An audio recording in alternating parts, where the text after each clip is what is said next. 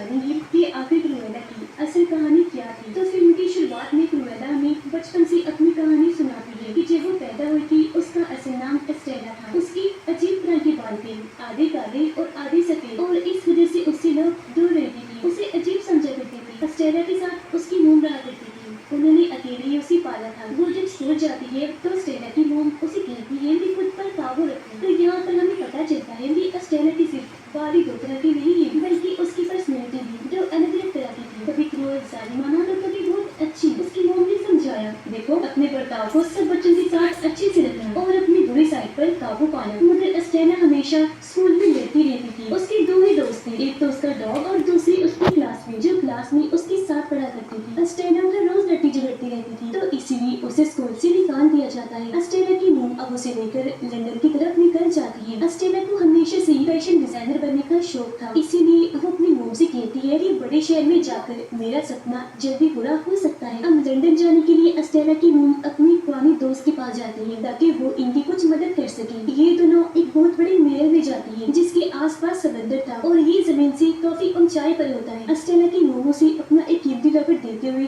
सख्ती से मना करती है कि गाड़ी से मत निकलना, मगर स्टेला किसी की कहाँ सुनने वाली थी। वो गाड़ी से बाहर आ जाती है, देखती है कि इस बड़े से महल में फैशन शो चल रहा है, जो देखने वो अंदर चली जाती है। लेकिन वहाँ पर उसके पीछे 3 डॉग पड़ गई थी, जो देखकर स्टेला जल्दी से भागकर बाहर आ जाती है क्योंकि उसे लग रहा था कि वो डॉग मुझे काट लेंगे। लेकिन वो डॉग तो उसकी मोम पर हमला कर देती है जो इस वक्त एक औरत से बात कर रही थी, जिस वजह से स्टेला की मोम खाई में नीचे गिर गई। मौके पर ही उनकी मौत हो जाती है, जो देखकर स्टेला काफी दुखी हो गई। इन सब पर कसूरवार वो खुद को मान रही थी और अब वहाँ पर छानबीन भी शुरू हो जाती है। स्टेला वहाँ से भाग गई थी, गड़बड़ी में उसका लॉकेट वहीं पर गिर जाता है जो उसकी मोम ने स्टेला को दिया था। वो खुद को काफी बुरा भला कहती है कि अगर मैं अपनी मोम की बात मान लेती, गाड़ी से बाहर ना आती, तो आज मोम जिंदा होती, न ही डॉग मेरे पीछे पड़ता और न ही मोम पर हमला करता। ये सोच कर स्टेला बस रोई ही जा रही थी और तभी एक कचरे के ट्रक में पहुंच जाती है जहाँ अब वो लंदन पहुंच गई थी। यहाँ पर उसे 2 छोटे लड़के मिलते हैं। उनको देखकर ऐसा लग रहा था कि स्टेला की तरह उनका भी कोई ठिकाना नहीं है, इसीलिए अब स्टेला उनका पीछा करती है। उनकी जगह पर पहुंच गई थी जहाँ पर वो रहा करते थे। वो दोनों लड़के उसे देखते हैं और जब उन्हें पता चलता है कि स्टेला के पास रहने की कोई जगह नहीं है तो वो उसे अपने साथ रख लेते हैं। स्टेला ने सबसे पहले अपने बालों को डाई किया था, यानी कि कलर किया था, ताकि वो भी आम लड़के की तरह ही लगे। वो अब हमेशा अपने बाल